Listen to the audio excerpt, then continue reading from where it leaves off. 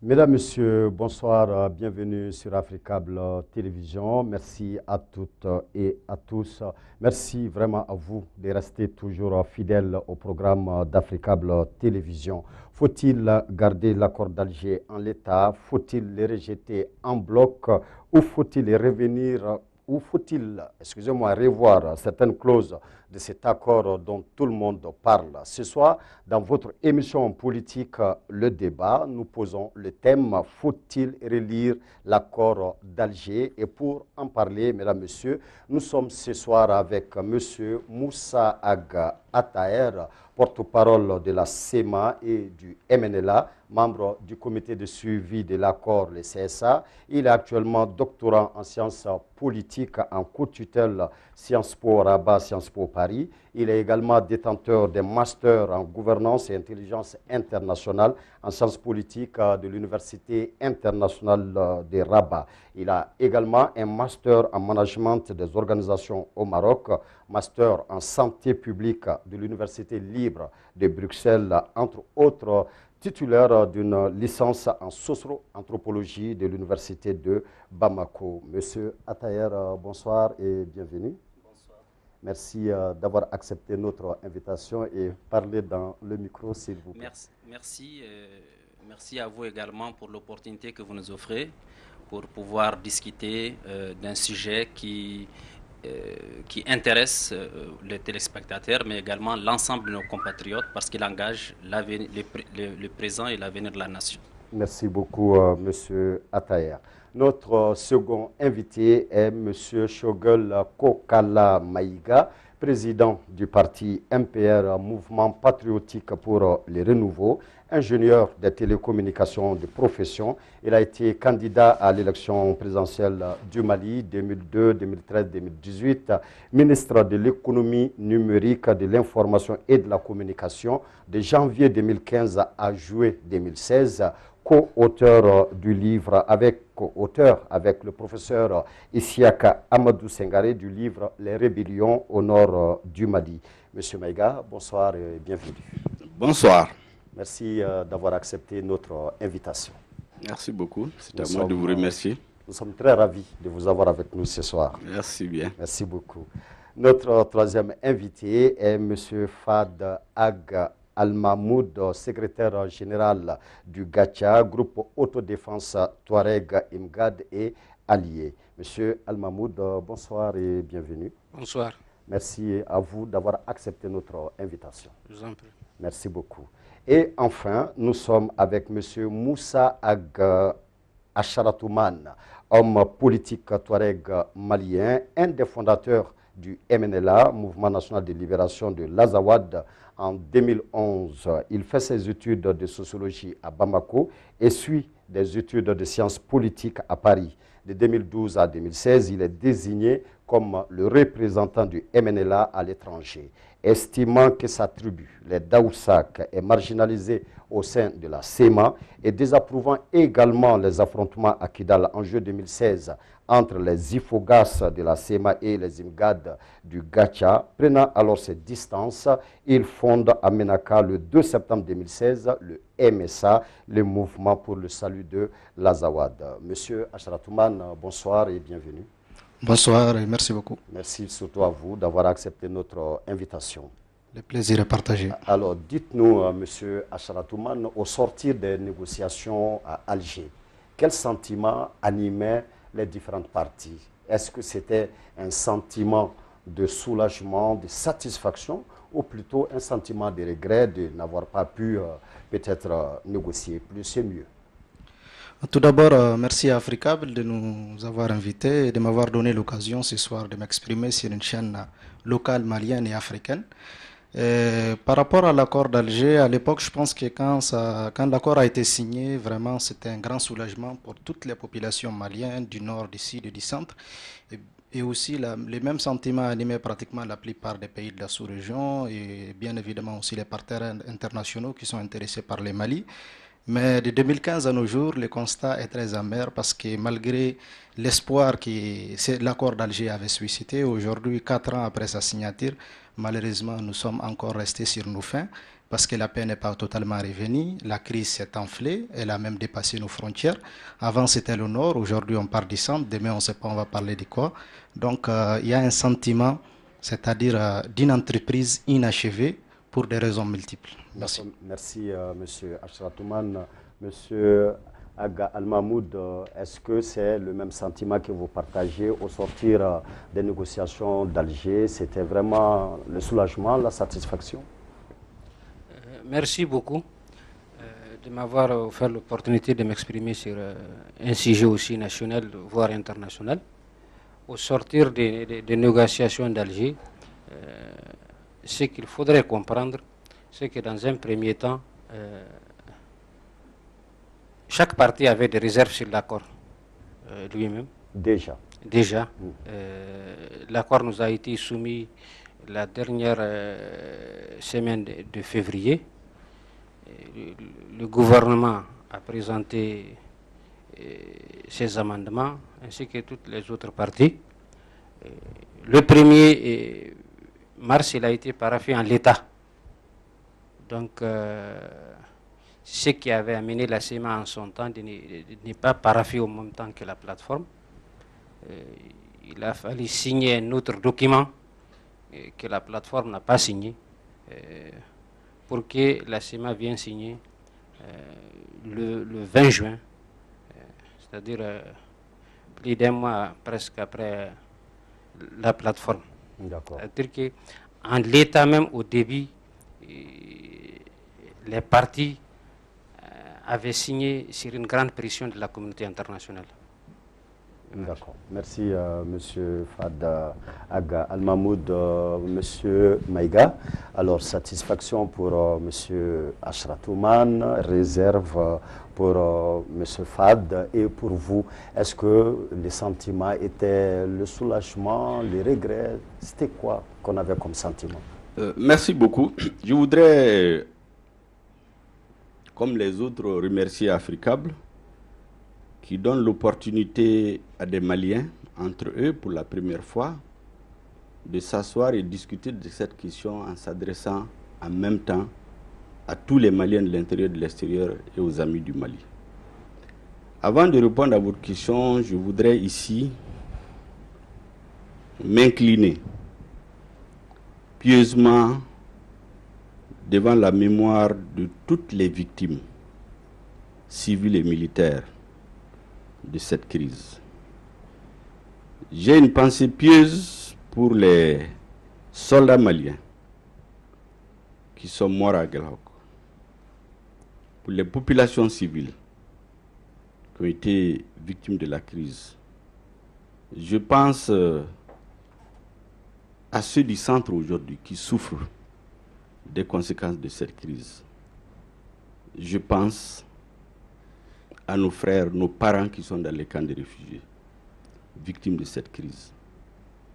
Je voudrais donc, à la mémoire de tous ceux qui ont disparu, observer, et vous demander tous avec moi d'observer une minute de silence pour que leur âme repose en paix.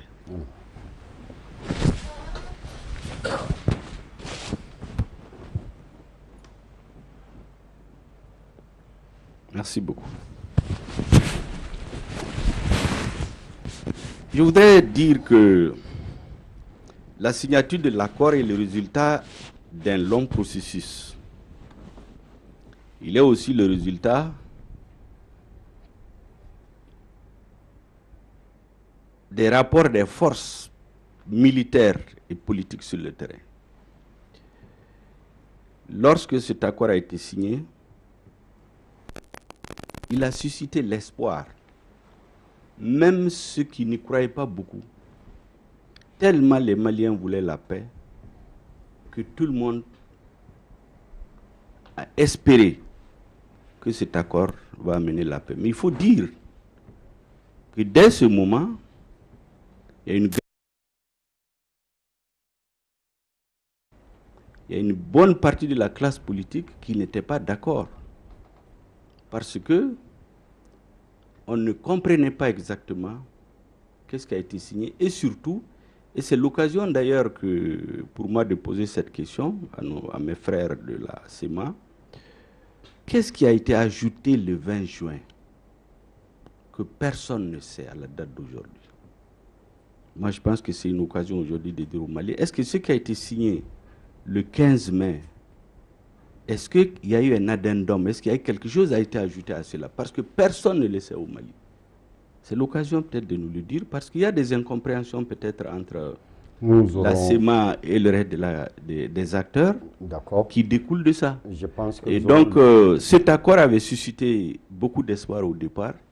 Et je continue de croire que nous avons besoin d'un accord. D'accord.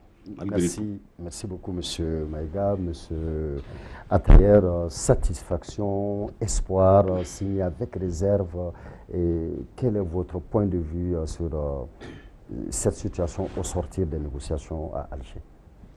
Merci bien, M. Dissa. J'abonde dans le même sens que mon prédécesseur, monsieur le ministre Maïga, pour effectivement avoir une pensée pieuse à tous ceux qui souffrent encore, qui ont souffert avant de la crise qui a secoué le pays de 2012 à aujourd'hui, et également une pensée à toutes les populations du Nord qui ont souffert des conséquences de la malgouvernance de notre pays depuis son indépendance à maintenant, et une pensée aussi à ceux qui se battent aujourd'hui pour croire et donner de l'espoir à travers cet accord pour arriver à une solution durable à la crise qui secoue le pays. Les conditions dans lesquelles cet accord a été signé, je pense qu'elles ont fait l'objet d'une attention de tout le monde, des Maliens de l'intérieur, de l'extérieur, de la communauté internationale, des acteurs politiques. Ça n'a pas été facile. Il a fallu au moins 8 mois de négociations. 8 mois de négociations qui ont commencé d'abord dans un contexte d'un manque de confiance entre les parties maliennes, et qui a été accompagné durant tout ce processus par la communauté internationale. L'accord qui a été signé, dont la dernière signature a été faite en 2015, est le fruit d'un consensus. Quand on parle de consensus, il faut entendre par là des efforts de part et d'autre, des deux parties en belligérance, qui ont accepté de surseoir à certaines de leurs revendications ou à certains aspects auxquels ils tiennent plus ou moins, pour trouver un point commun. Et ce point commun, c'est ce qui s'appelle aujourd'hui l'accord pour la paix et la réconciliation issu du processus d'Alger. Merci. Et j'ajoute enfin que c'est de part et d'autre également que les réticences sont là. Il ne faut pas donner l'impression que c'est seulement au sud que les populations critiquent cet accord ou trouvent qu'elles ne s'y retrouvent pas peut-être.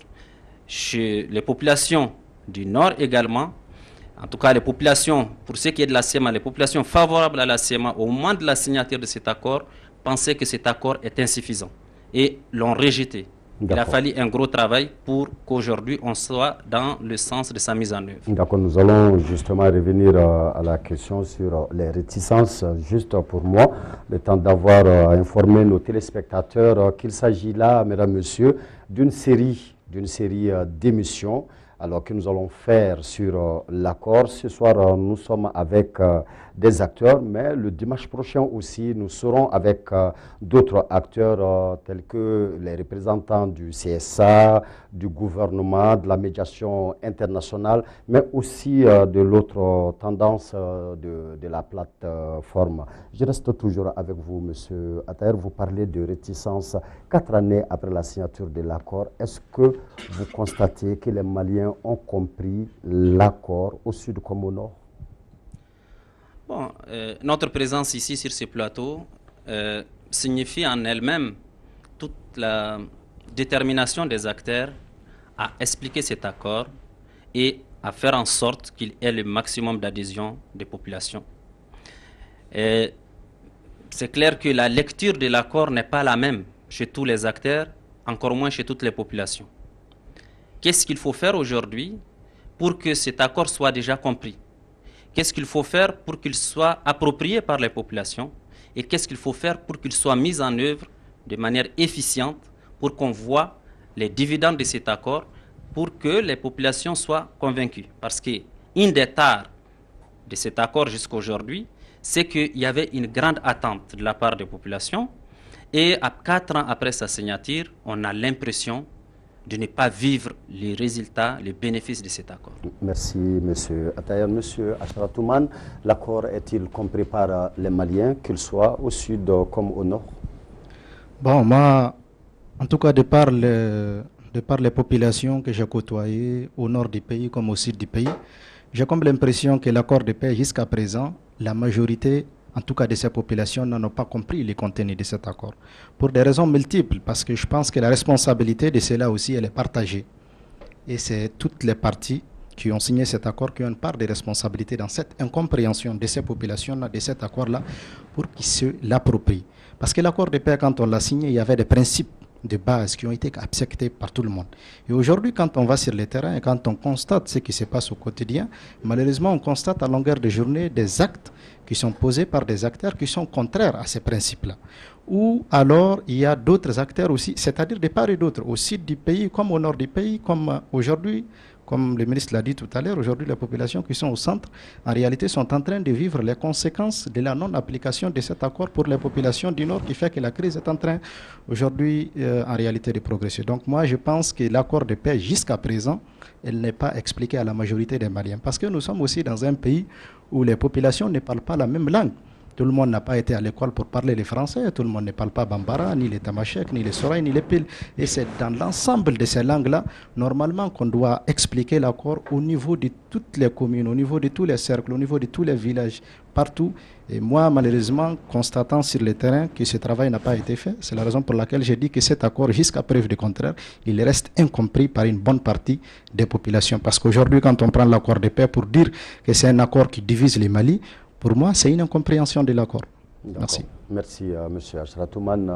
M. Fad, l'accord est-il compris, oui ou non? S'il n'est pas compris selon vous, qui est-ce que n'ont pas vraiment fait leur travail pour permettre aux Maliens de mieux comprendre cet accord-là afin de pouvoir se prononcer là-dessus? Merci beaucoup. Un document de la taille de l'accord n'est pas facilement explicable à une population très majoritairement analphabète. Mais ce qu'il faut à prime abord accorder aux populations, c'est que rien que le fait qu'on dise l'accord apporte la paix, une grande partie y adhère, sans comprendre de quoi il s'agit. Il y a une autre partie aussi qui demande qu'est-ce que l'accord va nous apporter. Et cette partie aussi existe. Mais on ne peut pas occulter que même les principaux acteurs n'ont pas fait une large diffusion de l'accord, n'ont pas dit leurs engagements réels à leur base. C'est ce qui fait que au jour d'aujourd'hui, on voit des gens, ils se comportent comme s'il n'y a pas un accord qui reconnaît l'unité du Mali, son caractère laïque, son caractère républicain et sa forme démocratique. C'est le fait que la restitution n'a pas été honnêtement faite par tout le monde. Mais je pense que si tous les signataires de l'accord, chacun pour sa base, dit très clairement ses engagements, là, beaucoup de comportements va changer. Mais jusqu'au jour d'aujourd'hui, je ne suis pas au courant de l'existence d'un mouvement qui rejette l'accord. C'est-à-dire que s'il est affilié à tel parti ou à tel parti, dire que vous avez signé l'accord, nous on n'est pas là-dedans, nous on garde la belligérance avec l'État du Mali. Ce comportement n'existe pas. Donc ce qu'on voit, il faut l'admettre, il y a d'autres acteurs qui ne veulent pas que l'accord en tant que tel soit appliqué ou ça les exclut.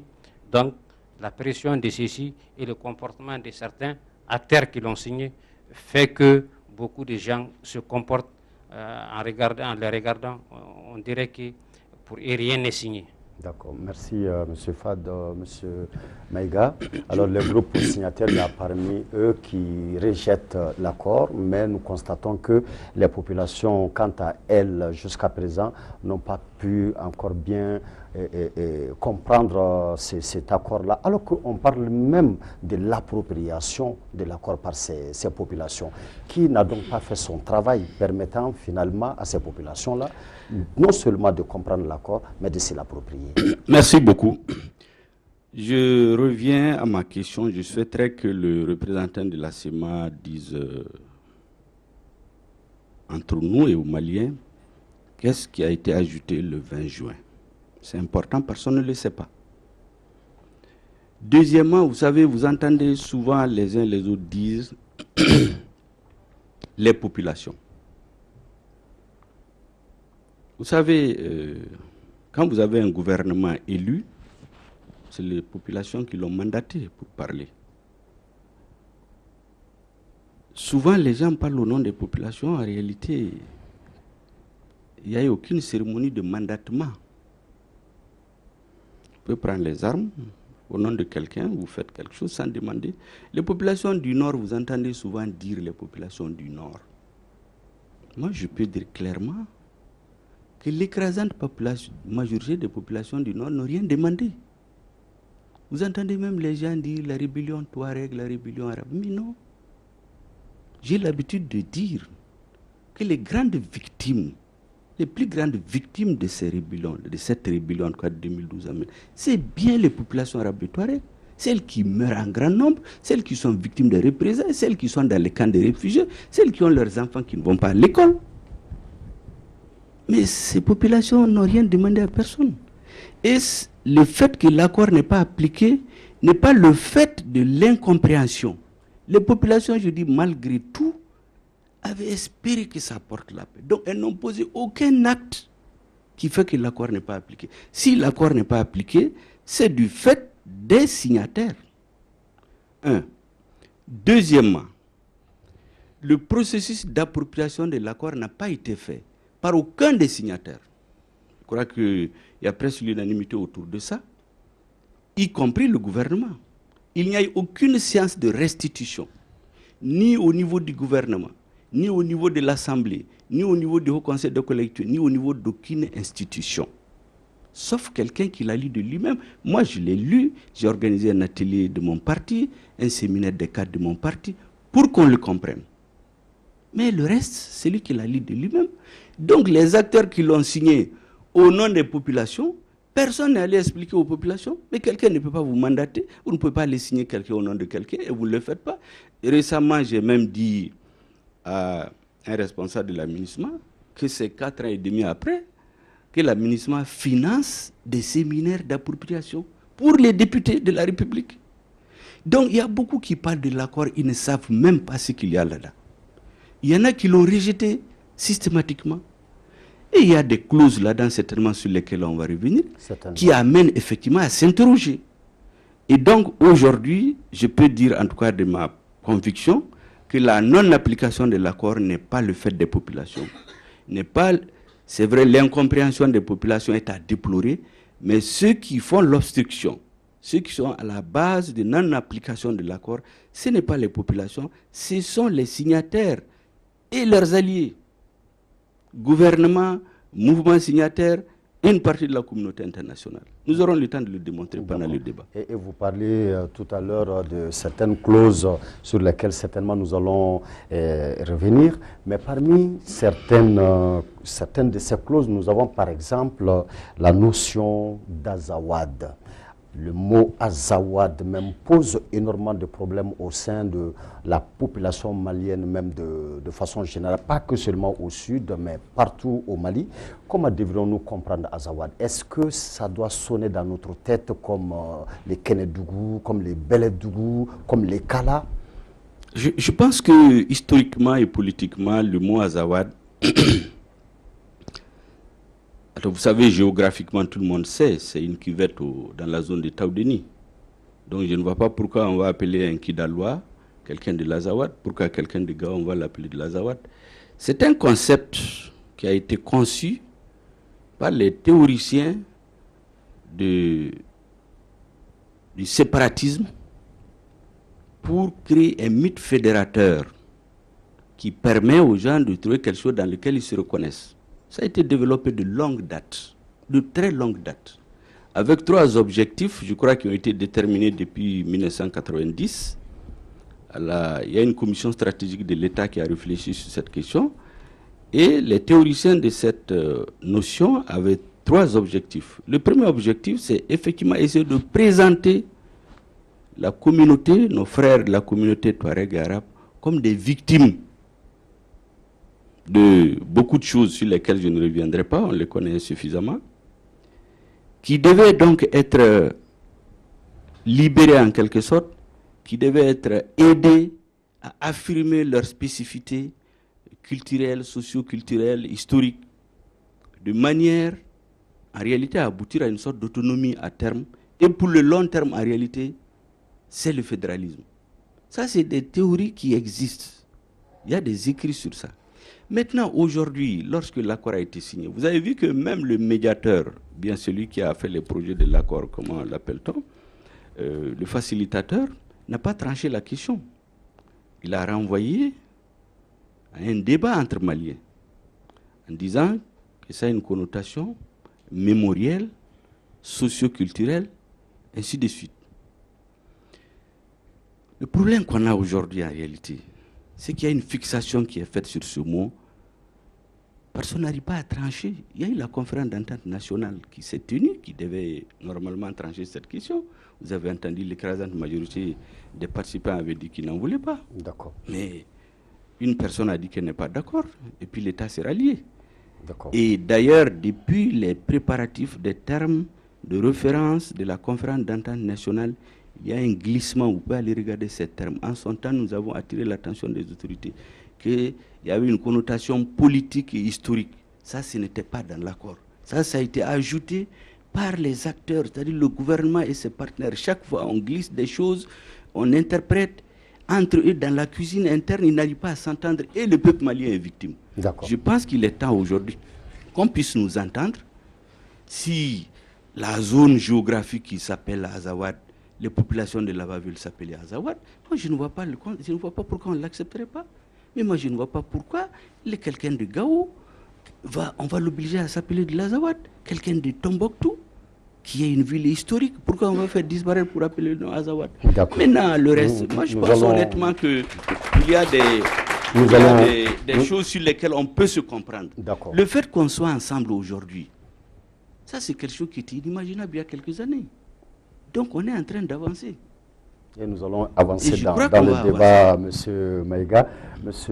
Fad, vous inscrivez-vous dans la même démarche que M. Maïga, surtout quand on sait aussi que tous les mouvements, en tout cas presque 99% de tous les mouvements finissent par les A des Azawad. Et du coup, ça ne facilite pas du tout la chose ailleurs au Mali. Alors finalement, Azawad, c'est quoi au juste? Est-ce que c'est comme les Belédougou, c'est comme les Kenedougou, c'est comme les Kala? C'est comme ça que nous devons comprendre Azawad ou autrement? Merci beaucoup. En ce qui concerne le nom Azawad, Monsieur le ministre l'a dit, c'est une cuvette qui se trouve dans la région de Taoudenit, l'actuelle région de Taoudenit. Le commun des Maliens a pris ce nom à travers des revendications politico-identitaires propres aux Touaregs et aux Arabes, ce qui a enclenché un rejet systématique par les autres communautés du Nord. Par le passé, il n'y avait pas une entité sous ce nom. Mais les gens qui sont venus lors de la rébellion des années 90, qui dans un premier temps demandaient un État, il fallait bien trouver le nom à un État. Et je pense, d'après mes petites recherches, c'est lorsque un responsable des premiers acteurs de 90, s'est rendu, je crois, curieusement, à Paris, au consulat du Mali à Paris. C'est là-bas qu'il a vu une carte, c'est écrit en gros caractère Azawad. Le nom a été adopté. Mais sinon, le mot en lui-même ne couvre pas l'entièreté des régions du Nord. C'est bien cité, je crois que le docteur Richer l'a cité et l'a défini comme un pâturage appartenant aux Zidnan, aux Imeddaran et aux Barabiches. Je pense que les deux entités Touareg ont déménagé pour aller très loin de ces pâturages. Il n'y a que les Barabiches qui s'y trouvent. D'accord, merci monsieur Fad. Monsieur Atayer, vous êtes le porte-parole du MNLA, Mouvement National de Libération de l'Azawad, porte-parole de la CEMA, coordination des mouvements de l'Azawad. Qu'est-ce que nous devons comprendre par Azawad? Moi, je vais d'abord rebondir sur ce que M. le ministre Maïga a appelé imposer aux gens de Gao, de Tombouctou, le nom Azawad. Moi, je pense que moi, je ne suis pas de Kida, je suis de Gao. On ne m'a pas imposé cela. Et pour moi, ce territoire s'appelle Azawad, selon ma compréhension et selon le combat politique que je mène dans ce cadre. Ce n'est pas quelqu'un de Kidal qui est venu l'imposer. Je me le suis approprié dans le cadre des revendications que je suppose légitimes que je porte à travers mon mouvement. Je ne partage pas non plus la lecture historique qui est faite à ces noms. Moi, je sais que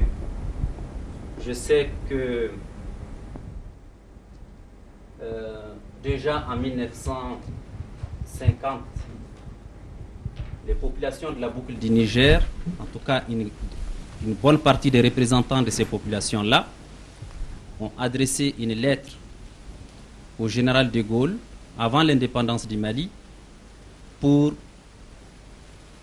parler d'un territoire qui le revendique, qui s'appelle Azawad. Maintenant, la définition réductrice d'une cuvette qui est quelque part à Taoudeni, franchement, elle ne repose pas sur des faits historiques réels. Mais je comprends aussi que depuis que ces crises ont commencé, les uns et les autres ont développé des thèses et un argumentaire pour tenir leur position, soit pour combattre, soit pour défendre la position de l'adversaire, ou de ce qui est supposé être adversaire. Donc, selon nous, en tant que coordination des mouvements de l'Azawad, effectivement, nous ne sommes pas les seuls que nous appelons ainsi. Quoi qu'on fasse, quoi qu'on dise, ce terme a été approprié. Aujourd'hui, il est approprié par une bonne partie des populations qui vivent sur ces territoires, qui ne sont pas que Touareg et Arabes. Il y a des Soreilles dans le MNLA, dans la SEMA. Il y a des Peuls dans le MNLA, dans le SEMA. Et dans tous les autres mouvements que je connais, il y a des populations Songhouï, Peuls, Arabes, Touareg. Elles peuvent ne pas être représentatives ou bien suffisamment majoritaires pour qu'on dise que les Touaregs sont complètement dedans, mais les Soreilles sont complètement dedans, mais ils sont là-dedans. C'est une évidence. D'accord, mais maintenant, comment nous devons comprendre Azawad? Comment le mot doit sonner dans la tête de chaque Malien? Moi, je pense qu'il faut... je m'inscris dans ce que le ministre a dit. Notre retrouvaille ce soir doit être un oxygène pour les populations, pour le peuple malien en général, parce que c'est une retrouvaille qui est faite dans le sens positif d'aller vers la paix. La paix, elle a un prix. La paix n'est pas un vide mot. Il impose des consensus, elle exige des concessions. Moi, personnellement, je ne suis pas du tout gêné quand mes amis avec qui j'ai fait le lycée de Sikasso me disent qu'ils sont de Kénédougou.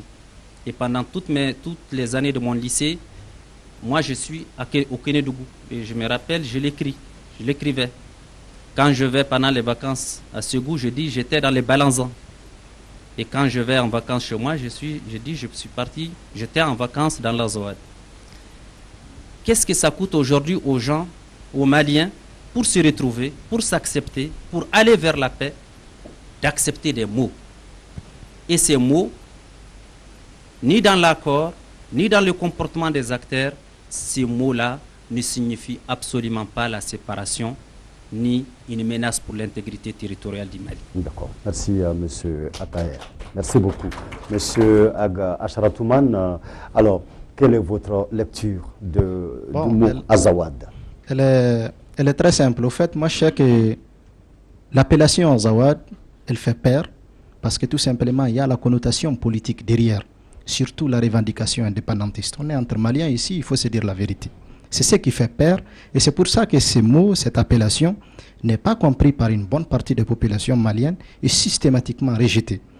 Comme monsieur le ministre l'a dit tout à l'heure, effectivement, lors de la conférence d'entente nationale, ce mot-là, normalement, il devrait y avoir, c'est-à-dire une discussion là-dessus pour qu'ensemble les Maliens, c'est-à-dire...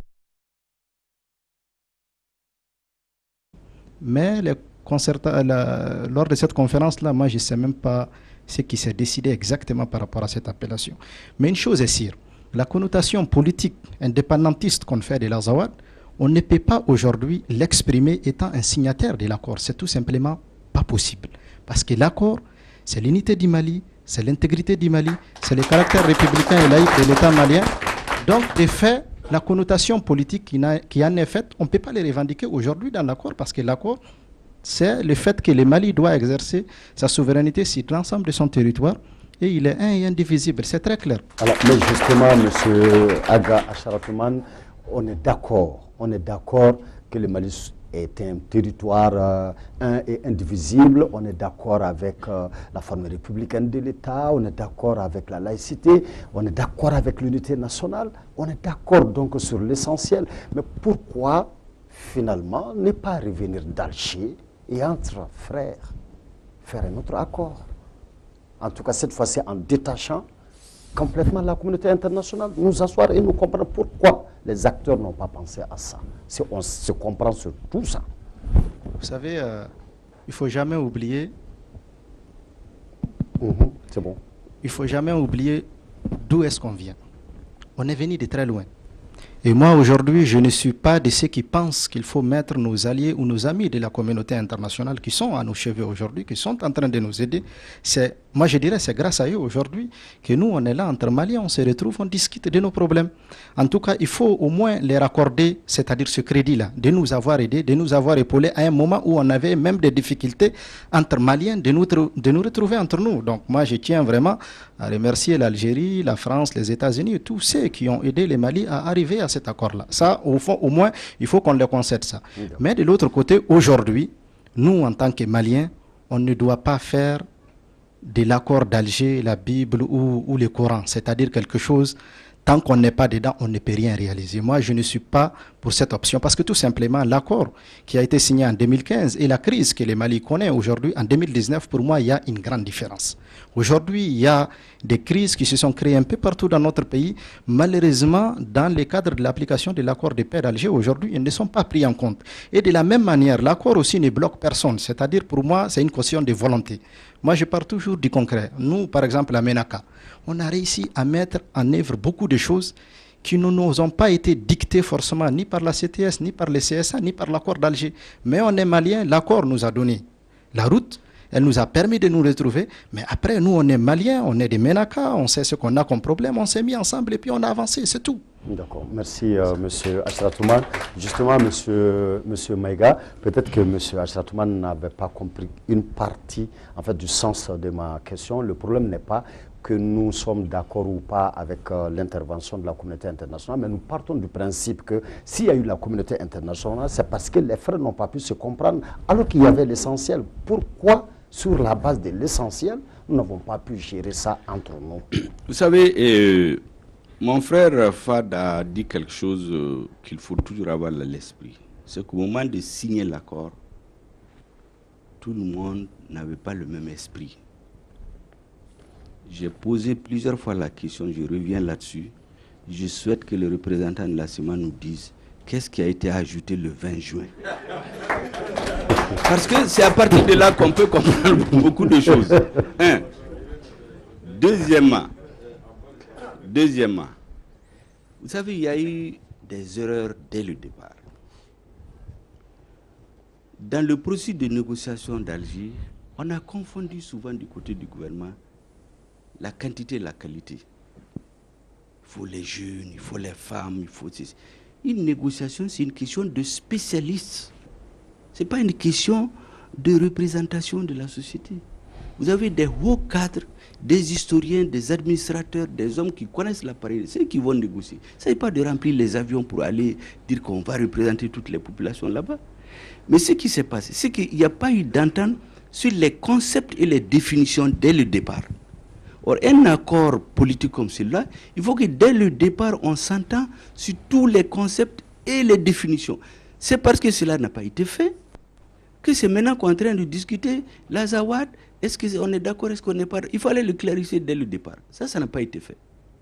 Maintenant, vous savez, l'accord au début, c'est effectivement un accord de paix. Donc, c'est un outil de construction de la paix. Ce n'est pas quelque chose de figé. Les Maliens ont adhéré, dans leur grande majorité, la majorité silencieuse des Maliens, y avait adhéré dans l'espoir que ça va ramener la paix.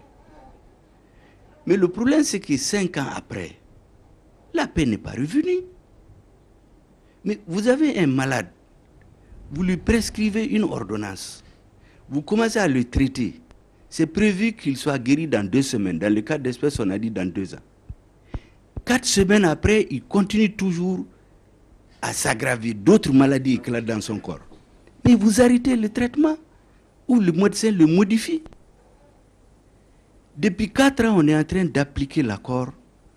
Au moment où on signait l'accord, la crise était à Kidal. Il est venu à Gao, à Tombouctou. Aujourd'hui, c'est au centre qu'on est en train de se tuer. En 2014, moi, j'ai pris ma voiture ici. J'étais jusque chez moi au nord. J'ai traversé tout le pays.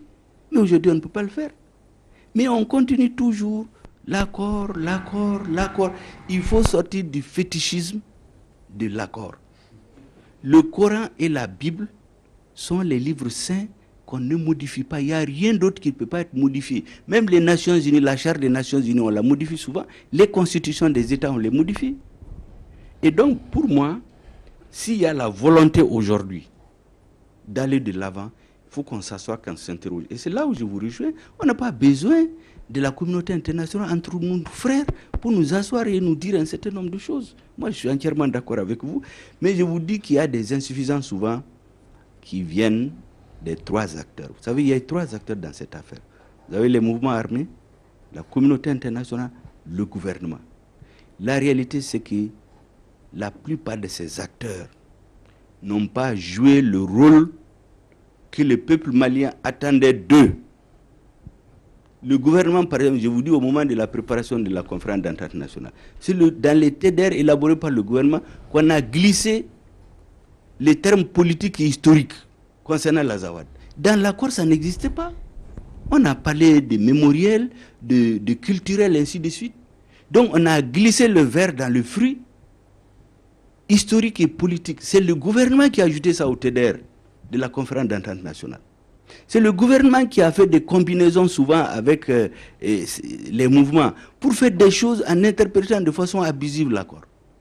Vous avez les mouvements aussi dont certains ne jouent pas le jeu. Moi, je suis très heureux que mon frère Acharatman, Moussa Acharatman, affirme aujourd'hui, vous avez vu les applaudissements qu'il a eu dans la salle? Vous savez, dans la vie, se tromper, ce n'est pas ce qui est grave. C'est persister dans l'erreur qui est grave. Aujourd'hui, nous devons comprendre tous, on a tous une part de responsabilité dans ce qui est arrivé. Retrouvons-nous pour que ces populations qui sont dans les camps de réfugiés, qui meurent, au nom desquels chacun dit qu'il parle alors que personne ne l'a mandaté, qu'elles aspirent à la paix finalement. Merci. Que ces populations puissent revenir. Donc c'est ça, moi, mon avis. Pour moi, il faut aujourd'hui que les Maliens aient le courage de s'asseoir et de se parler et de nous donner la main pour avancer. Mais que chacun joue le jeu. J'ai dit ce que le gouvernement souvent fait des erreurs. La communauté internationale, on la remercie pour tout ce qu'elle a fait, mais souvent elle ne joue pas toujours les jeux. Tout le monde dit aujourd'hui qu'il y a un sanctuaire, il y a un lieu d'où part les problèmes aujourd'hui. Oui, le pourquoi n'est pas allé là-bas? C'est Kidal, c'est la communauté internationale, nous aurons certainement les mouvements armés. Ce n'est pas moi qui le dis, c'est le président du Niger qui l'a dit hier. Nous aurons certainement avant lui, le commandant en chef de Barkhane, le 17 novembre 2017, l'a dit à la maison de la presse, dans une conférence de presse.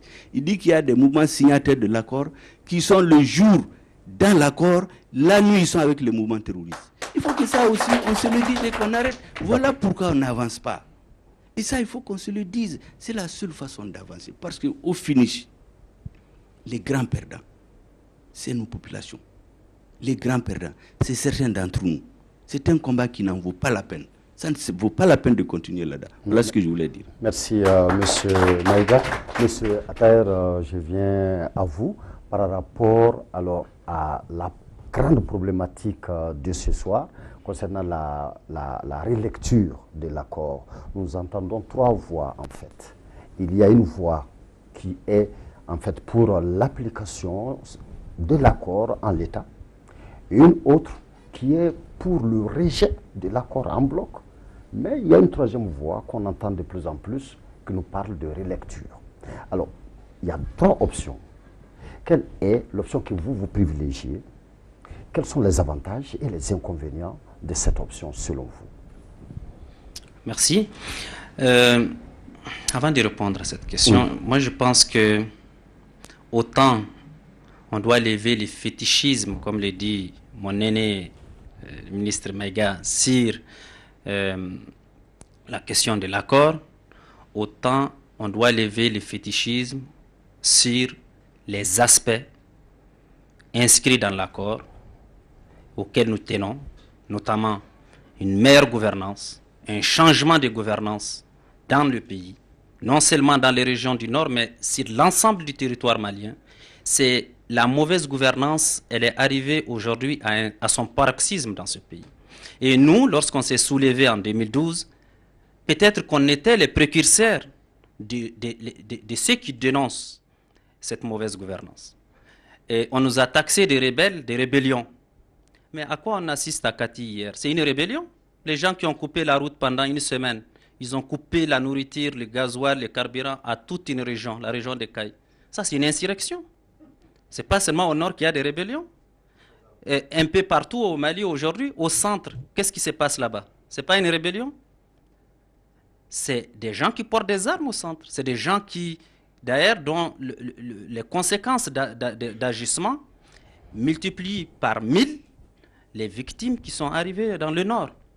Donc, je suis entièrement d'accord qu'on mette les tabous de côté, qu'on appelle un chat, mais qu'on accepte aussi d'appeler tout par son nom. Autant on ouvre le débat sur ce qui dérange les uns et les autres, mais il faut aussi accepter d'ouvrir le débat sur ce qui dérange tout le monde. Maintenant, pour l'accord, la position de la SEMA, elle est très claire. Aujourd'hui, relire l'accord ou revenir sur l'accord, c'est ouvrir la porte à une nouvelle belligérance dans ce pays qui n'en a pas besoin. Rejeter l'accord, c'est demander de nouvelles discussions entre les mêmes acteurs qui, déjà aujourd'hui, sont animés d'un sentiment de frustration, d'un sentiment de déception dû au fait que l'accord n'est pas appliqué jusqu'ici. Et quand on envoie des acteurs déçus, des acteurs qui sont vraiment, dont les attentes n'ont pas atteint le niveau attendu, on ne fait qu'appel à des discussions vraiment qui risquent d'être plus difficiles que celles que nous avons obtenues après les 8 mois, qu'on dirait les différents rounds de négociations qui ont abouti à l'accord pour la paix et la réconciliation ici du processus d'Alger. Donc il faut garder l'accord en l'état. Moi, je pense que quand on veut aujourd'hui la paix, il faut utiliser les moyens dont on dispose et non pas chercher à inventer des nouveaux. Et puis, je vais dire quelque chose sur l'accord. Ceux qui demandent aujourd'hui qu'on rejette cet accord et je ne sais pas, qu'est-ce qu'ils proposent. J'aimerais bien entendre le ministre Maïga nous proposer quelque chose. À la place de l'accord, qu'est-ce que vous proposez? Et à l'instar d'autres acteurs. Mais le problème qui va se passer, c'est que cet accord, son problème, c'est pas son incompréhension seulement. C'est aussi le problème du manque de son application. Et le manque de son application est surtout dû à un problème de volonté politique, il faut le dire.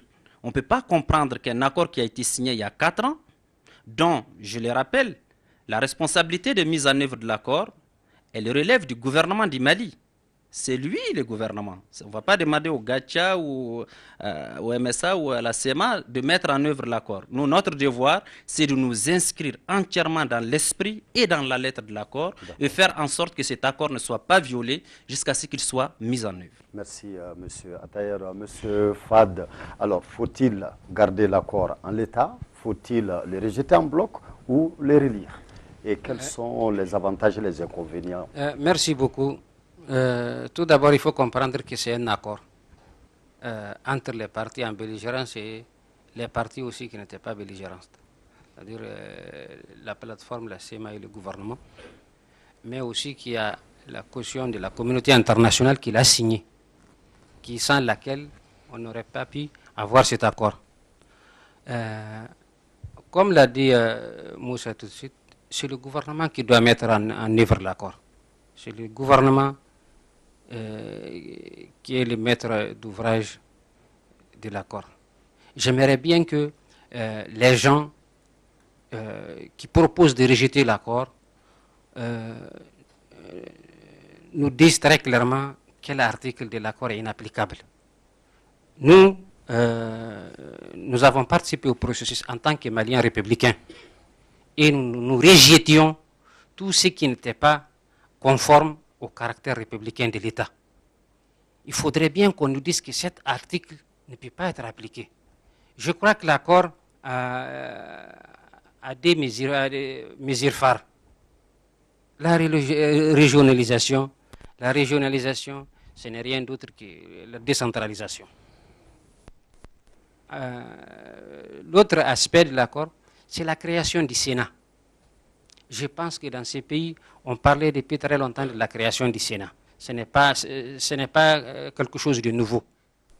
Maintenant, pour un peu faire revenir en arrière, je pense que le seul mot sur lequel il n'y a pas eu consensus, même durant la conférence d'entente nationale, c'est le mot Azawad. Et je pense que ce n'est pas un débat national malien.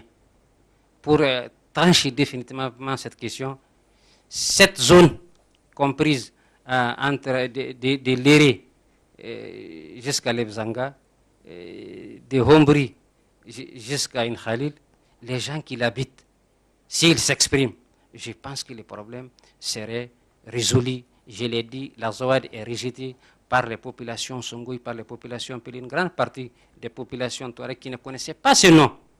Maintenant, si il y a un moyen de faire un référendum, je pense que le problème de la Zawad serait résolu. Mais si on dit nous tous que bon, on accepte c'est un non, ça correspond au nord du Mali, là aussi le problème est résolu. Je vous remercie. Merci, M. Fad. M. Aga Acharatouman, alors dites-nous, faut-il garder l'accord en l'état, le rejeter ou le relire et pourquoi? Bon, moi je pense que l'accord, comme mes prédécesseurs l'ont dit, je pense que ceux qui les rejettent ou qui n'en veulent pas, il faut qu'ils nous expliquent ce qu'ils proposent à sa place. Ça, c'est très clair. Mais autre chose, l'accord de paix, on l'a signé en 2015. Moi, je préfère toujours me référer au terrain. Quand on se réfère au terrain aujourd'hui, malheureusement, on constate que les acteurs qui ont signé l'accord de paix en 2015 ne sont plus les mêmes acteurs qui ont la même mise aujourd'hui sur le terrain en 2019. C'est ça aussi la triste réalité. Aujourd'hui, on demande aux mouvements armés, au gouvernement malien, de mettre en œuvre l'accord de paix. C'est vrai, la responsabilité de la mise en œuvre de l'accord revient d'abord au gouvernement malien, mais je tiens quand même à les préciser qu'il a des alliés. Ces alliés, c'est la CEMA, la plateforme, les mouvements signataires, et c'est de l'inclusivité. Mais malheureusement, dans le cas de la mise en œuvre de l'accord, on constate un tiraillement, une méfiance, un manque de confiance entre ces partis. C'est ce qui fait que l'accord, c'est-à-dire on on a des problèmes à l'appliquer sur le terrain. L'autre chose dont on ne parle jamais, qui sont ces autres acteurs, en dehors des mouvements signataires de l'État malien, qui occupent les terrains aujourd'hui, qui agissent quand ils veulent, où ils veulent, comme ils veulent, et contre n'importe quel acteur. Est-il les mouvements signataires? Est-il l'armée malienne? Est-il les populations civiles? Mais on veut parler de paix, on veut parler de la mise en œuvre de l'accord, mais ceux qui agissent, qui ont même les derniers mots aujourd'hui sur le terrain, personne ne parle d'eux. Moi, je pense que ça, c'est l'une des difficultés aujourd'hui auxquelles on fait face. Ils sont contre tout ce qui va dans le cadre de la paix. Mais on vient, on parle de la paix, on prend des décisions, on fait des feuilles de route. Moi, je ne sais pas combien de feuilles de route on a signées dans ce pays-là. Mais aucune n'a été respectée. Parce que tout simplement, on ne veut pas se dire la vérité. Il y a des acteurs qui sont sur le terrain, en dehors de quelques villes dans lesquelles on est mouvement signataire avec l'État, la communauté internationale. Mais les restes des villages de brousse, les restes des routes, les restes de tous les déserts, là, c'est contrôlé par d'autres acteurs. Et tant qu'on ne va pas trouver une solution à eux, on a beau parler, relire l'accord, le rejeter ou le modifier, tant qu'on ne va pas s'entendre sur comment est-ce qu'on va résoudre ce problème-là, on a beau parler, on a beau dire des choses, on ne va pas avancer. Merci, M. Aga Achrafman. M. Maïga. Tantôt que l'un des grands problèmes que nous avons, c'est la compétence intrinsèque, souvent de ceux qui parlent et agissent au nom de l'État malien. Vous savez, dans tous les accords de ce genre qui ont été signés de par le monde, vous avez toujours une clause qui parle à la fin ou quelque part de ces conditions de modification, de remise en cause. Vous allez voir dans cet accord, il n'y en a pas. On a dit simplement qu'on ne peut rien toucher sans un accord de toutes les parties. Tout ça, ça montre qu'en réalité, le travail de spécialistes, le travail de vigilance n'a pas été pris en compte. Et ce n'est pas faute de l'avoir dit.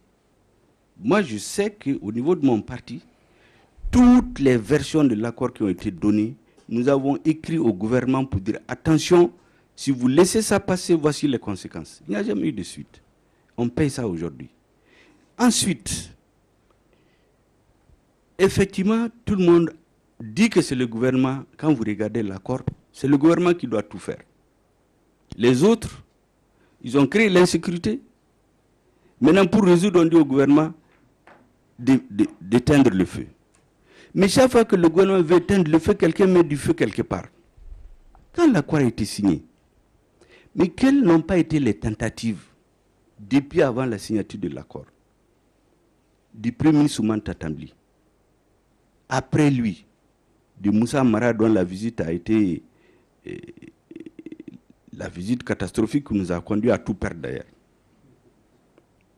Et depuis la signature de l'accord, chaque fois que le gouvernement a voulu faire appliquer ce qui est dit dans l'accord, c'est-à-dire la restauration de l'autorité de l'État sur l'ensemble du territoire national, il en a été empêché.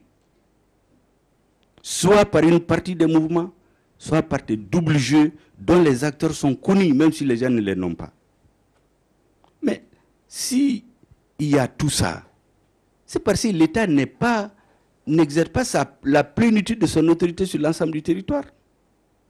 On l'en a empêché à Kidal. Maintenant, il ne contrôle plus rien, comme mon frère l'a dit. À part les capitales régionales et quelques villes, en dehors du bureau du gouverneur, il n'y a plus rien. Mais donc, chaque fois que l'État veut faire exercer son autorité, on l'en empêche. Même quand l'État a voulu amener les écoles, l'État a voulu amener l'eau et l'électricité, on l'en empêche. Au nom des populations. Vous voyez des jeunes et des femmes qui manifestent, qui ne savent même pas. Parce que je ne peux pas comprendre que des femmes manifestent à Kidal pour qu'on n'ouvre pas les écoles, pour qu'on n'amène pas l'électricité, pour qu'on n'amène pas l'eau. Ces femmes et ces jeunes qui manifestent, il y a des gens derrière. Mais ceux qui sont à la base de ça, ils sont où? Leurs enfants vont à l'école, ils ont de l'électricité, ils ont des salaires. Mais ça aussi, il faut que les Maliens se le disent. Quand vous êtes ensemble, vous dansez, vous faites semblant de danser ensemble. Il y a un qui profite chaque fois de l'obscurité pour marcher sur le pied de l'autre. Après, quand il y a la lumière, on ne le voit pas. Mais vous n'allez jamais vous entendre. Alors, M.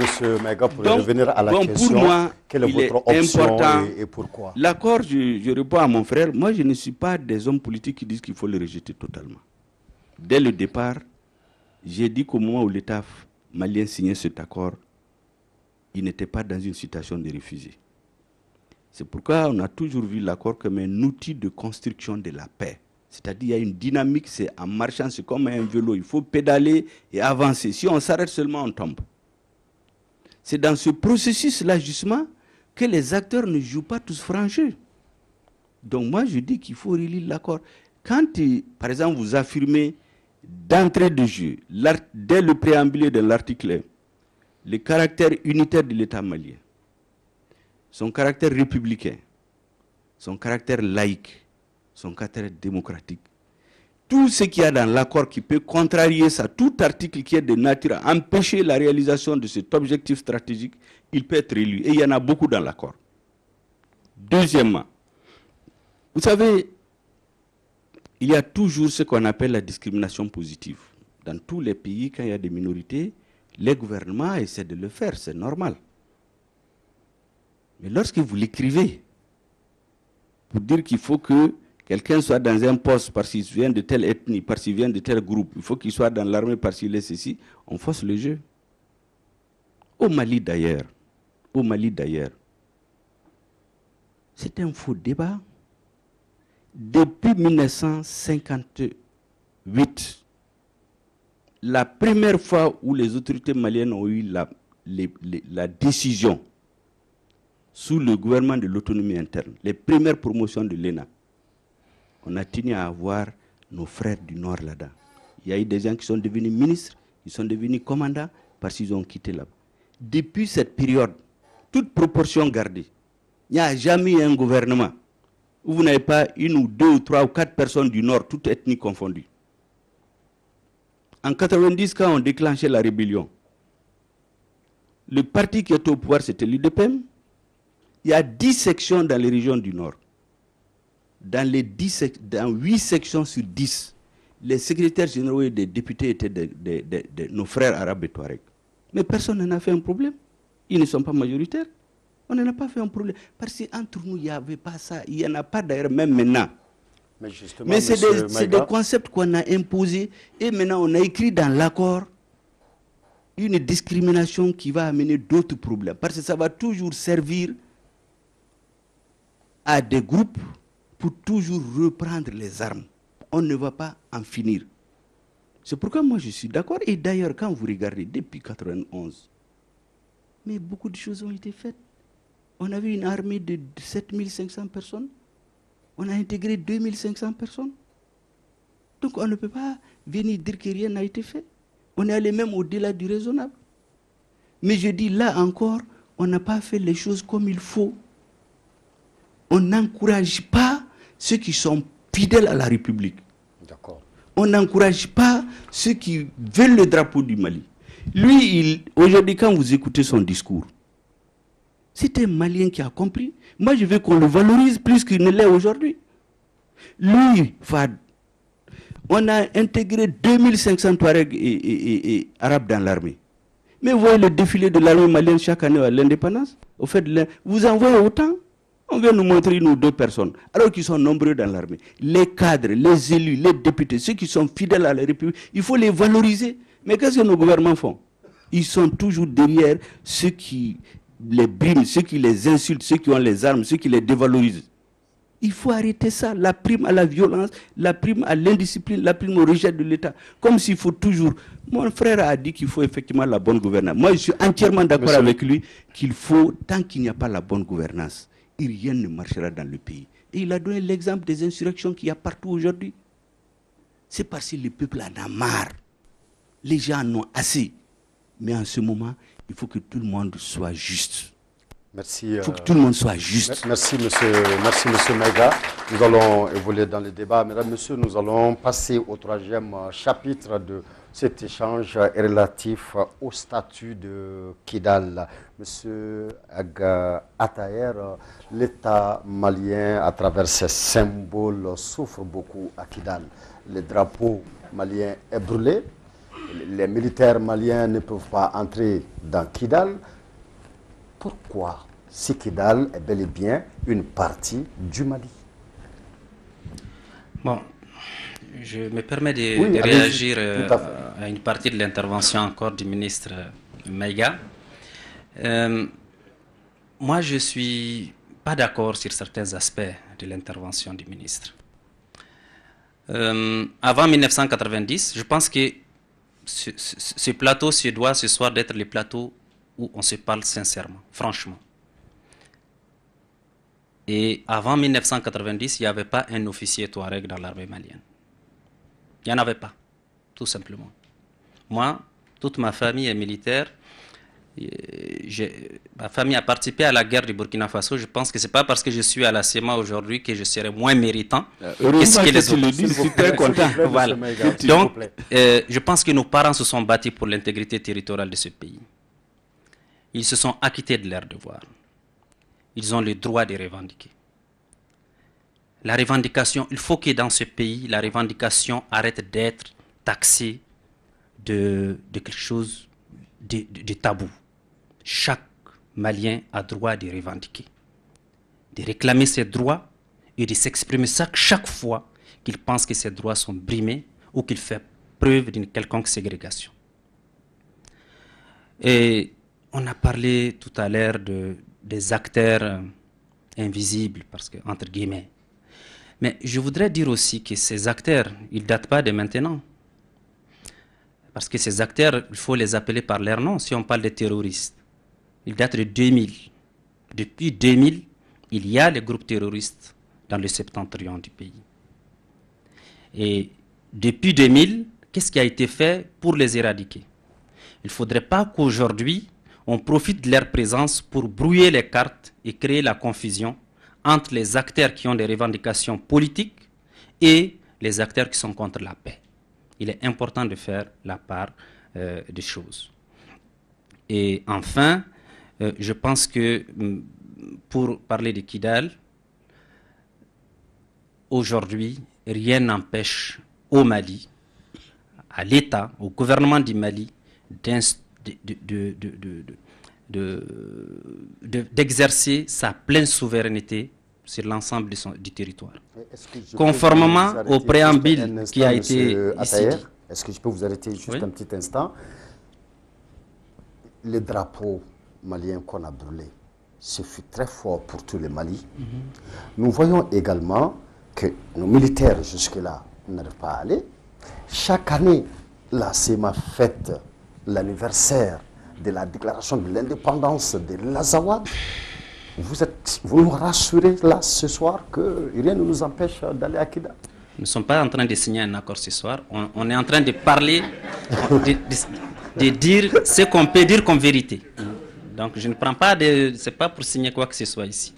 Mais la CMA reconnaît entièrement l'ensemble des mots, des lettres et des textes qui sont inscrits dans l'accord pour la paix et la réconciliation et le processus d'Alger, y compris son préambule dans lequel sont énumérés les aspects les plus préoccupants pour les populations et pour l'opinion, le caractère laïque et républicain de l'État, l'intégrité territoriale, l'unicité, etc. Là aussi, il n'y a pas de tabou là-dessus. Quand je n'étais pas d'accord avec ça, je n'étais pas venu à Bamako et je n'allais jamais répondre à une invitation de ce genre. Ce soir, je suis inscrit dans cette logique, je suis inscrit dans cet accord et je viens de confirmer. Merci. Maintenant, je disais tantôt que personne aujourd'hui, en tout cas les acteurs signataires, les acteurs qui reconnaissent l'accord, aujourd'hui n'empêchent pas à l'État du Mali d'exercer sa souveraineté sur le territoire. Il faut mettre en œuvre les aspects importants de l'accord pour que cette souveraineté s'exerce. Et il faut aussi lever une certaine équivoque entre la question de l'intégrité territoriale et la question de la souveraineté de l'État. sur l'ensemble de son territoire. L'intégrité territoriale aujourd'hui, personne n'est en train de demander l'indépendance. Personne ne demande la séparation du pays. Mais l'État n'a pas aujourd'hui les moyens d'exercer pleinement sa souveraineté sur l'ensemble du territoire. Pour plusieurs raisons. Parce qu'il y a eu des problèmes, bien sûr. Parce que pendant plusieurs années, l'État s'est complètement désengagé des régions du Nord. Les services de l'État ne sont plus là. Les services de défense et de sécurité ne sont plus là. Et ils sont prévus. Le retour de tout cela est prévu dans l'accord. Il faut mettre en œuvre cet accord. Il faut que tout le monde, les amis du Mali auxquels on a fait allusion, aujourd'hui, ils doivent continuer à renforcer le soutien pour le Mali pour que l'accord soit mis en œuvre. Et enfin, pour les incidents, parce que moi j'appelle ça des incidents. Et il ne faut pas se tromper. Dans un processus d'aller vers la paix comme celui-là, il faut prévoir chaque fois des incidents de parcours. Nous inscrivons ce qui s'est passé à Kidal il y a quelques semaines comme étant un incident de parcours, parce que cet acte n'a pas été posé par un acteur de manière officielle. Il n'a pas été posé par la CEMA, ni des responsables de la CEMA. Il a été posé par des jeunes qui ont interprété un autre acte qui s'est posé la veille, et ça donnait ce que ça donnait. Mais encore une fois, la CEMA, au lendemain de ce qui s'est passé, s'est clairement exprimée officiellement à travers un communiqué pour dénoncer et condamner que les drapeaux du Mali soient malmenés d'une quelconque façon à Kidal ou ailleurs. Je me permets justement sur la question encore de l'absence de l'État. L'absence de l'État aujourd'hui, il faut pas faire porter le chapeau à cette absence à aucun acteur signataire. Aujourd'hui, je pense que tous les acteurs signataires demandent le retour de l'État dans l'ensemble des régions du Nord. On demande le retour des services de l'État, on demande l'accélération de la mise en place de l'armée reconstituée, parce qu'il faut en parler. L'armée reconstituée, c'est ça qui est prévu dans l'accord. Donc vraiment, la réponse à beaucoup de nos préoccupations réside dans la mise en œuvre de l'accord. Merci, M. Atayer. M. Aga Acharatouman, vous êtes du MSA, vous êtes le fondateur même du MSA, Mouvement pour le salut de l'Azawad. Vous êtes avec les Gacha dans la zone de Menaka que vous contrôlez. Nous voyons que là-bas, les FAMA sont bel et bien présents. Ils participent aux patrouilles mixtes avec les forces Barkhane, avec vos combattants. Nous avons un gouverneur malien qui réside là-bas, M. Maïga. Nous avons beaucoup de services de l'État malien. Alors, ce que vous venez d'entendre tout de suite, pendant que nous autres, quand même, partout au Mali, nous sommes convaincus que nous n'avons pas l'État à Kidal. Quelle est votre réaction par rapport à ce que vient de dire M. Atayer? Bon, je préfère qu'il n'y ait pas un débat directement entre moi et mon frère, mais je vais quand même répondre à la question par rapport à Kidal. Au fait, comme je l'ai dit au départ, tout est une question de volonté. Aujourd'hui, on a signé un accord et le porte-parole de la CEMA vient clairement d'affirmer qu'ils s'inscrivent dans tout ce qu'ils ont signé. Mais maintenant, c'est-à-dire, il faut que chaque Malien, là où il est, c'est-à-dire qu'il puisse en tout cas faire en sorte que les engagements qu'il a pris soient mis en œuvre. Vous savez, cette rébellion, on l'a tous commencé ensemble. Et moi, je dirais même que Menaka, c'est une région qui est 2 fois plus peuplée que Kidal. Et dans cette région-là, les populations étaient dans cet esprit des revendications indépendantistes et tout ça. Mais le jour où on a signé l'accord, on a compris qu'il n'y a que l'État malien. Nous, on est répartis auprès de nos populations. C'est la même qui revendiquait hier l'Azawad.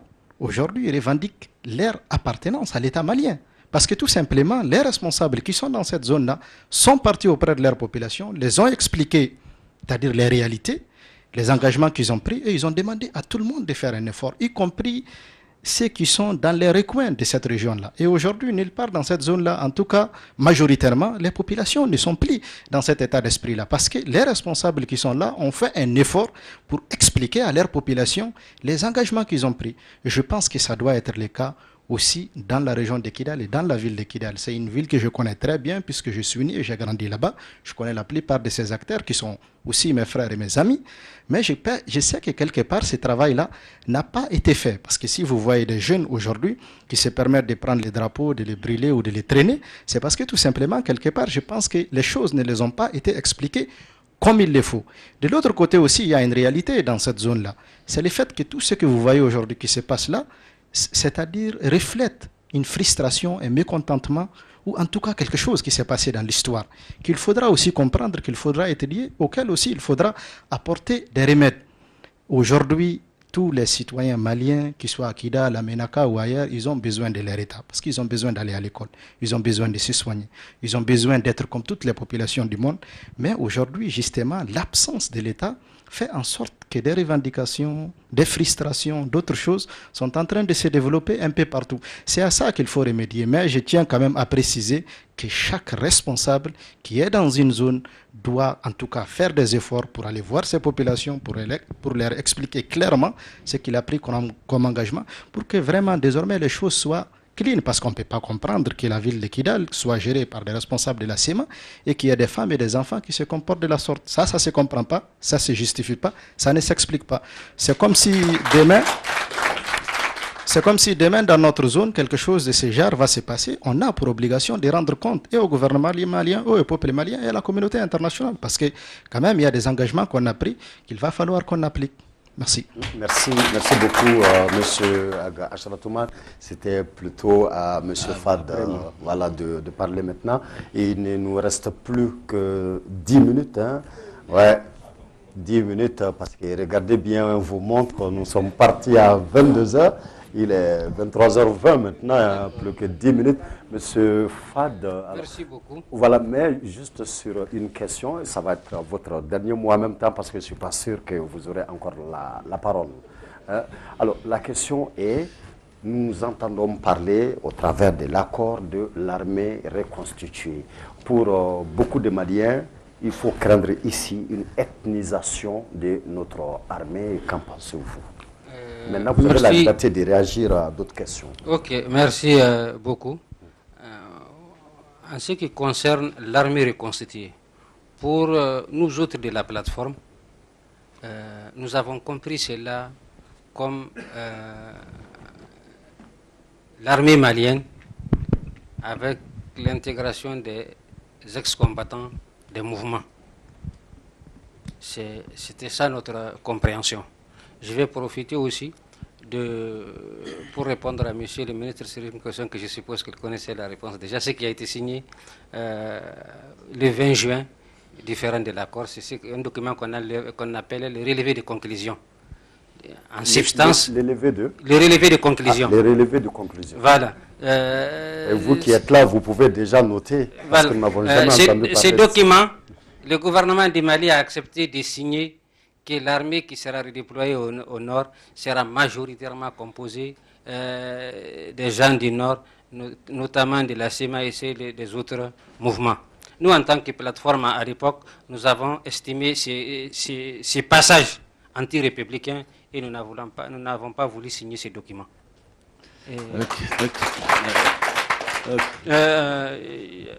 Pour un peu rétropédaler, pour nous, la question de Kidal, dans un premier temps,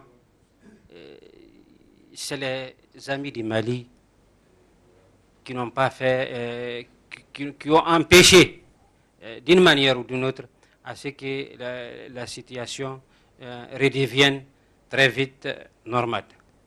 Vous vous souvenez, quand on avait des problèmes avec la CEMA en 2016, c'est la communauté internationale qui a fait ce qu'elle appelle la zone d'escalier tampon, où il nous est interdit d'arriver à Kidal en tant que mouvement composé majoritairement de ressortissants de Kidal.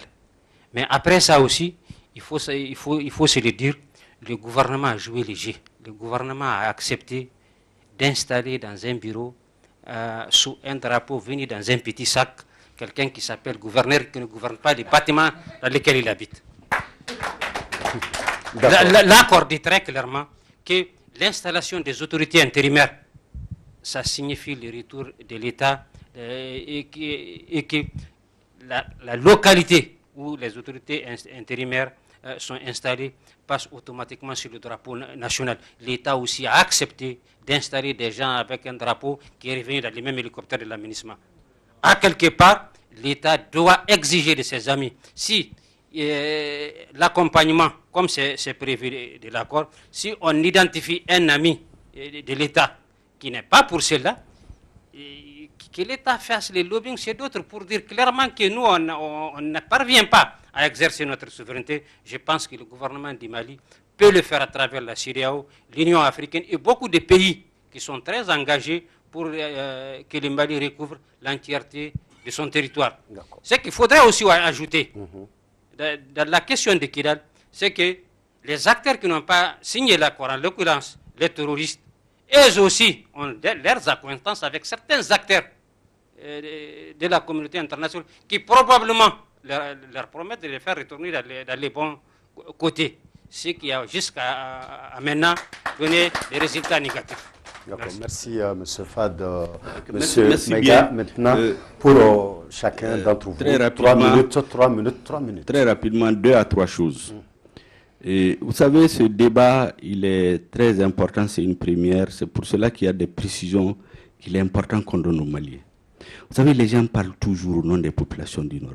J'affirme ici, document à l'appui, chaque fois que les populations du Nord ont été interrogées, elles n'ont jamais eu d'attitude contraire à l'unité et l'intégrité du territoire. En 1951, quand il y a eu les élections, l'USRDA, le candidat de l'USRDA, Al-Sini Touré, a battu auprès des communautés nomades le candidat du RPF, du général de Gaulle, 1951. 1957, il y a eu les élections.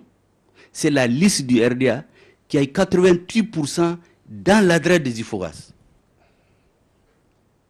Lorsque on allait vers l'indépendance, le ministre de l'Intérieur, Madera Keta, a fait un voyage, il a fait 1 mois. On a interrogé tous les chefs des grandes tribus. Ils ont dit qu'ils veulent rester dans le Mali. Leur porte-parole, c'était Attar Aguili, notre grand-père. Il dit qu'on nous a colonisés ensemble, on veut à l'indépendance ensemble. L'histoire des notables qui auraient écrit une lettre aux Français, c'est quelques personnes qui ne sont pas de la droite des Iforas. C'est quelques personnes qui ont été instrumentalisées par des militaires français qui ne voulaient pas de l'indépendance et De Gaulle ne les a pas suivis. On a cette lettre-là. Mais des jeunes sont venus dire que c'est les populations du Nord, les Touaregs et les Arabes n'ont jamais demandé ça. Deuxièmement, moi je suis très heureux qu'ils disent aux Maliens que son père était militaire. Je ne voulais pas le dire, mais comme il le dit. Mais dans l'armée, dans le temps, par vocation qu'on vient, la région de Sikasso, c'était la région qui avait le plus grand nombre dans l'armée, parce qu'ils choisissaient. Mais la malnutrition sévère en République du Mali, c'est dans la région de Sikasso. Pourquoi les militaires Sikasso n'ont pas pris les armes pour tuer les gens? On peut revendiquer sans tuer les personnes. Les jeunes qui ont manifesté à Kati l'autre jour, à Tombouctou, à Gao, ils n'ont tué personne. Les jeunes Touaregs qui ont accepté d'être intégrés dans l'armée malienne, le 24 janvier 2012, qui ont voulu rester fidèles à la République, et je veux qu'on les cite dans l'histoire. Lorsqu'on a assassiné nos soldats, avec leur chef Bad à la tête, auquel nous devons beaucoup de respect, mais les jeunes Touaregs arabes qui étaient là-dedans, on les a éventrés, on les a égorgés pour leur faire mal, pour dire vous ne devez pas rester dans cette armée-là. Donc moi, je suis pour qu'on fasse les choses normalement. Mais il ne faut pas qu'on utilise chaque fois des revendications légitimes pour atteindre d'autres objectifs. Parce qu'en réalité, l'objectif stratégique, c'est la déstabilisation de notre pays. Chaque fois, ces projets sont venus de l'extérieur. Il y a l'ancien responsable des relations extérieures du MNLA, Mohamed Mahmoud, un ancien ministre, qui a dit clairement que c'est la France qui les a instrumentalisés pour déclencher la guerre de 2012. Il l'a dit. Donc moi je vais vous dire simplement qu'il faut qu'on laisse ces choses-là, qu'on ne vienne pas tout le temps dire que c'est parce qu'il y a des frustrations. Rien ne peut justifier ce qui est en train de se faire. Aujourd'hui on arrive à une phase où il faut qu'on s'entende. Mon dernier mot, c'est dire aux Maliens de ne pas perdre espoir.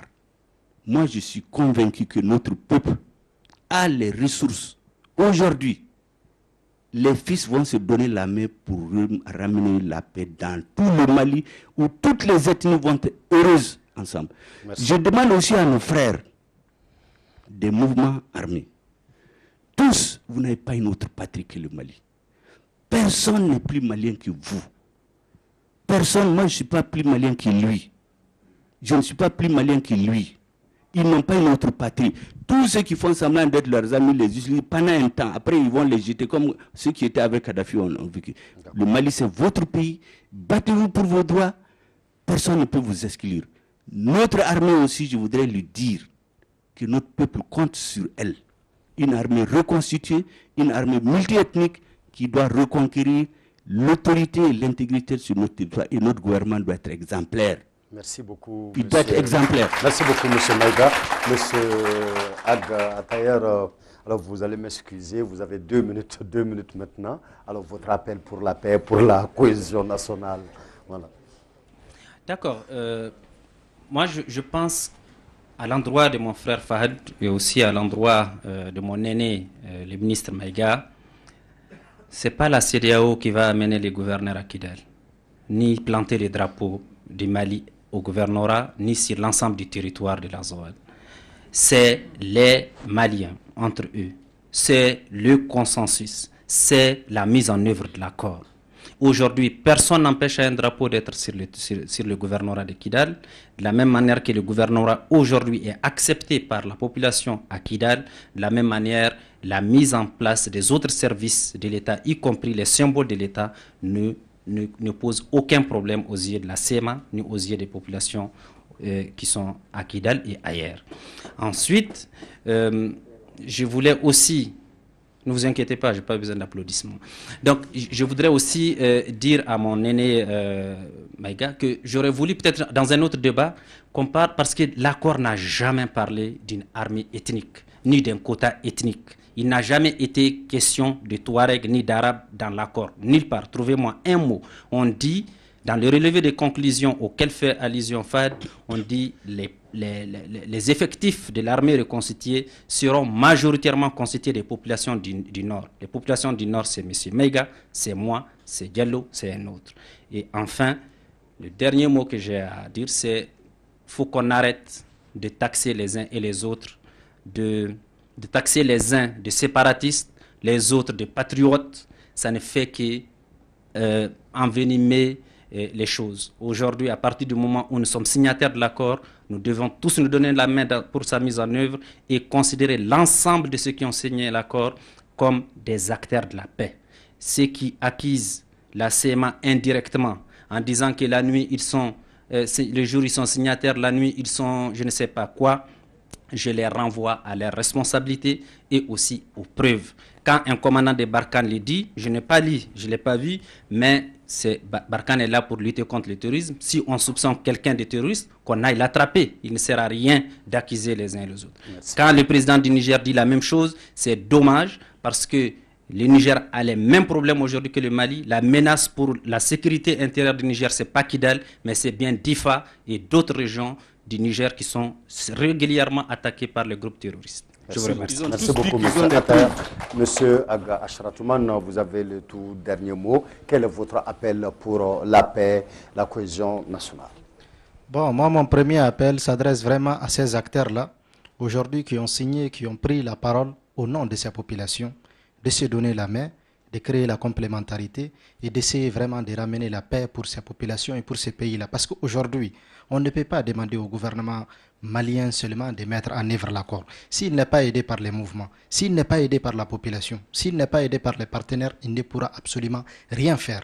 Le secret du retour de la paix dans notre pays aujourd'hui réside dans notre capacité à mettre en synergie tout ce que nous avons comme capacité politique, militaire, économique, en termes de sensibilisation des populations, pour que nous tous nous mettons ensemble pour vraiment ramener la paix pour notre pays. Et pour cela, il nous faut une armée, parce qu'aucun pays ne peut exister sur cette terre s'il n'a pas une armée forte. Et aujourd'hui, notre armée a des problèmes et il faut qu'on reconstitue très rapidement cette armée. Il faut que tous les fils de ce pays, qu'ils soient du nord, du centre ou du sud, se retrouvent dans cette armée et qu'on bâtisse une vraie armée à l'image du pays, parce que le Mali, c'est un grand pays, c'est un pays républicain, c'est un pays multiethnique, c'est un pays multilinguistique. Et c'est comme ça que notre armée aujourd'hui doit refléter toute cette diversité-là et ensemble qu'on aille au devant de la scène pour relever tous les défis auxquels notre pays fait face. Mais pour cela, il faut qu'on soit tous de bonne volonté, qu'on soit très clair, qu'on se dise la vérité, qu'on ne joue pas le double G. Comme ça, on va s'en sortir. Merci beaucoup.